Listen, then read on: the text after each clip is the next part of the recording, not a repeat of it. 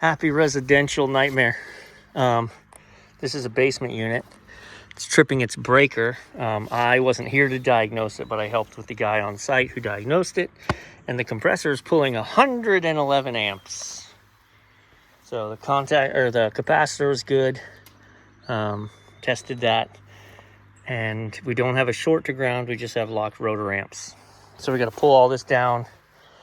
Pray I can get my monkey arms in there to make this change. Yeah, I can. All right, let's get it open.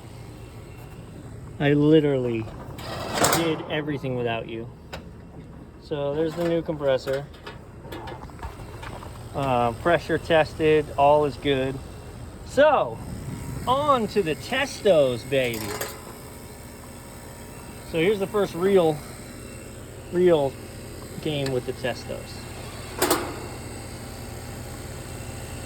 So, pulling a vacuum. And again, this is at the pump, so that's why you don't want to trust this. So this is pulling 328 microns. I've got a splitter in my gauge there, and I'm at 2,000. So we're gonna keep going. But these are pretty boss, man, because I can hit start, and now it's gonna go ahead and chart the descent. And then when I stop, I can run an evacuation test. So just lots of cool stuff you can do with this. So you link it to your phone, right? And then let me get away from the grill. Man, it's all right. So superheat, subcooling, target superheat, compressor test, delta T, and there's a whole bunch more. You program it in your phone what you want it to do, and then it tells you. All right.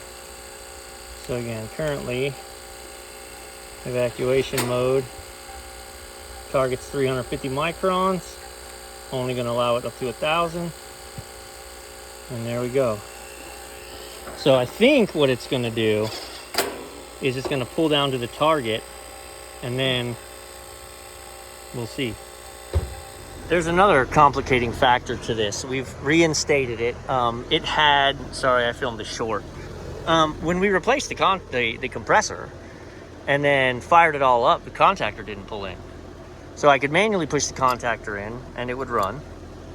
I checked, I had 24 volts, but the contactor wasn't pulled in. And I'm like, dude, bad contactor. So I talked to the owner, and he's like, oh yeah, but the handyman just changed the contactor. So I grabbed the cover that I took off when I first got here and I looked at it. Coil 208 240. He put on a 240 volt contactor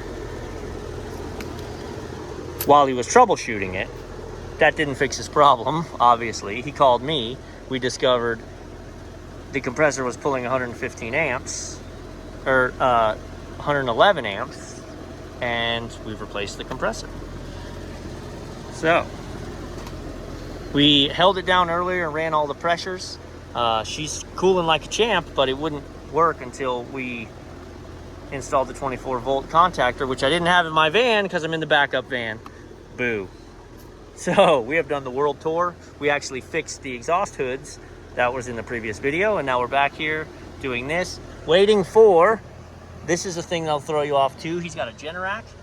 So right now it recognized that it lost power, right? And now when I restored power, it's under load shed right now. So there's a contactor in there, and it's actually a reverse contactor. There's a contactor in there that is pulled in, and it is open when it's in, and then when it closes, it opens. That is correct. If I took this off, you'd see the contactor is pulled in right now, and I do not have voltage here.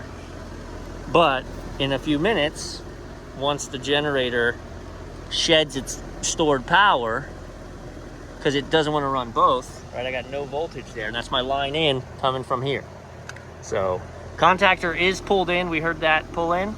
So we're just waiting for the Generac to get out of the way. She's going to fire up, and we are out of here. Yeah. Back up and running, baby.